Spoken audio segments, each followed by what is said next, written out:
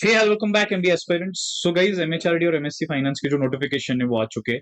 The forms are out. Date है अभी तक, we still have almost close to 12-13 days। तो don't be in a rush to fill the forms. I just explain you the complete process. Apart from that, changes and how to prepare for MHRD and MSc finance, ये सारी चीजें इस particular video में हम discuss करेंगे। तो पहले तो ऑफ कोर्स नोटिफिकेशन अगर आप डाउनलोड करते हो ऑफिशियल वेबसाइट से, तो फॉर्म लिंक है। This is same for MHRD and MSc finance, ठीक है। मतलब लिंक अलग है of course, right, but the process remain same.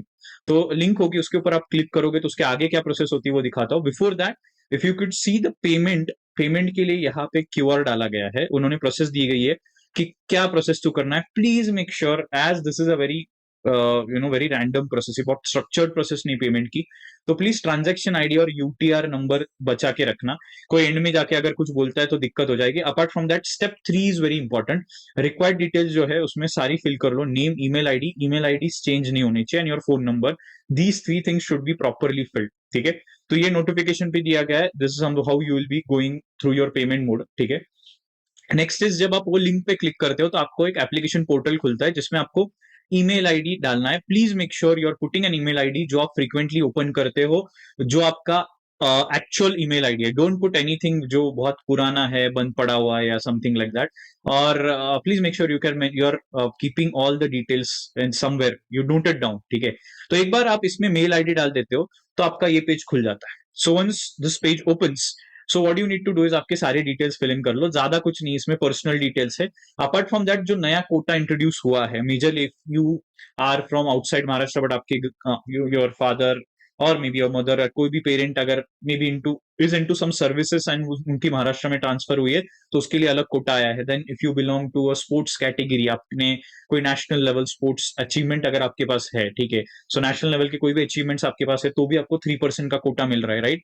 But apart from that, the second important changes कि अगर आप नॉन महाराष्ट्र स्टूडेंट्स हो तो उसमें आप कैटेगरी में नहीं आओगे। You can fill the form through general category only, ठीक है। सो जो category OBC, SC, ST, NT, ये जो सारे categories, this is only applied for Maharashtra domicile student. तो अगर आपके पास महाराष्ट्र डोमिसाइल है तो you can apply, you are eligible for that category, वरना आपको all India category, that is general category से फॉर्म फिल करना पड़ेगा। वेरी सिंपल फॉर्म, ठीक है। एकेडमिक डिटेल्स में आपका 10th-12th ग्रेजुएशन इज मेंशन, ठीक है।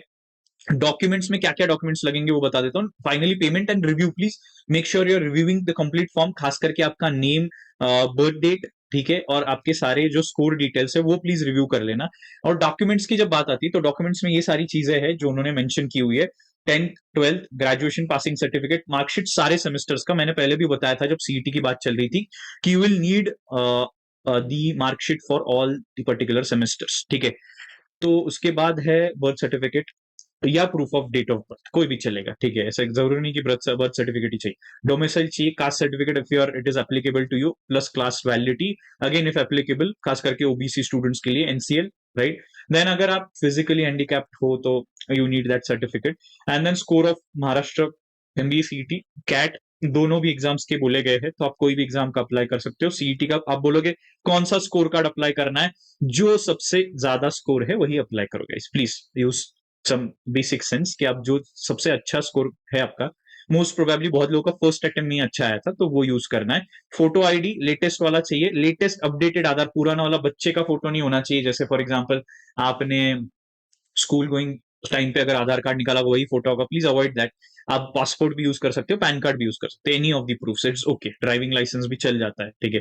So work experience proof if you have any, of course you need to produce the joining and relieving letter, ठीक है। अभी के लिए एक्सपीरियंस लेटर, आपको जो रिलीविंग लेटर मिलता है उसमें एक्सपीरियंस लेटर मिलता है, वो आप अपलोड कर सकते हो। एंड अगर आपके पास कोई को करिकुलर, एक्स्ट्रा करिकुलर अचीवमेंट्स है अच्छे लेवल के, स्कूल लेवल वगैरह doesn't make any sense, if you have good inter college, state, district, nationals, तो ऐसे आप डाल सकते हो, ठीक है। So these are all the documents that are needed. अभी आते हैं प्रिपरेशन के ऊपर। So what we are doing, we are launching MHRD in MSc finance boot camp, ठीक है। And the highlights of this particular boot camp will be कि सारे JBMS faculty आपकी वन ऑन वन सेशंस लेंगे। So majority of the sessions would be one on one, because आपकी profile review करना, आपको pi के फ्रेमवर्क्स देना, ठीक है, ग्रुप एक्टिविटी के बारे में बताना, ठीक है। उसके बाद डब्ल्यूएटी रिटर्नेबिलिटी टेस्ट, उसके ऊपर काम करवाना, उसके फ्रेमवर्क्स 10 मिनट में कैसे आप वो पूरे एक्टिविटी खत्म कर सकते हो, ये सारी चीजों के ऊपर काम होगा, ठीक है। Mock GDs and mock PIs experts के साथ हो गया, ऑफकोर्स, जिन्होंने already they have given a lot of converts when it comes to MHRD and MSc finance. तो अगर आप चाहते हो ऐसे ही लोगों से आपका पूरा प्रिपरेशन हो, तो then in that case I am again showing this particular thing. आपको रजिस्टर करना होगा तो डिस्क्रिप्शन में लिंक डाली गई है, क्विकली रजिस्टर कर दो, क्योंकि टाइम लगता है प्रिपरेशन के लिए. 2-5 दिन में कभी भी प्रिपरेशन नहीं होता है, ठीक है. And this is a paid boot camp, ठीक है. आपको दिए गए नंबर पे आप मैसेज कर सकते हो if you want to directly reach out to us. So that's all guys, that's all from today's video. I hope you have the clarity regarding how to fill the form. If you have any doubts, आप comment में डाल सकते हो, you can reach out to us. That's all the best.